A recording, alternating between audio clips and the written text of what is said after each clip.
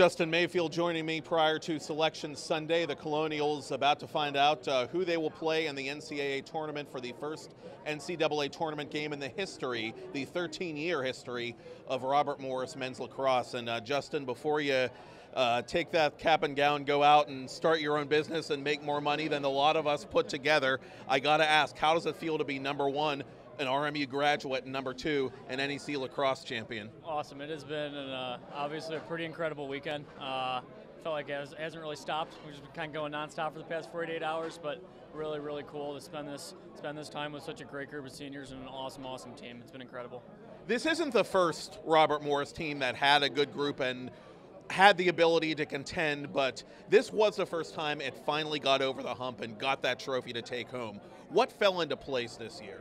I think we have a lot of guys that are not afraid to go and make plays and play at a pace that's, obviously you're going to have mistakes here and there, but we have a lot of guys that are willing to just go out and make plays, and they're really great players. They're hard workers, and they do that every day in practice leading up to, game day on Saturday.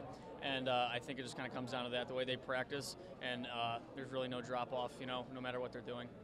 Much has been said about the resiliency of this team, and that was certainly demonstrated yesterday. You fall behind by a few goals at halftime, then you step on the gas pedal in the second half. It was a very different game. What did the captain say to the guys at halftime, or did they not need to say anything? I think it's been a big mentality. I think that we've kind of just known across our team is we don't really let that scoreboard dictate, where we're at mentally.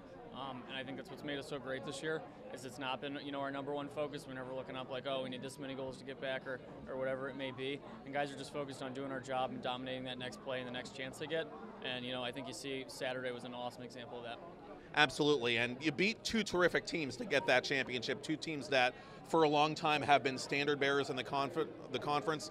I know you try not to value one opponent over the other, but still to beat those teams that you've had trouble with going into the NCAA tournament, you guys have to feel good about that, I'm sure. Yeah, awesome. I mean, obviously Bryant and St. Joe's are two incredible teams, really well-coached teams that are tough to beat, and we got a tough conference, and I think beating them is going to be huge for our conference moving forward, because we know if we do what we need to do, we can beat and play with anybody in the country.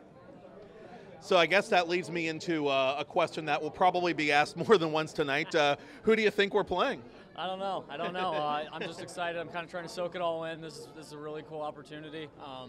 I know whoever it is, we'll be ready to go. We'll be focused on what we need to do and what our team needs to do to be successful. And I think we keep that in mind. We'll be set going into the weekend.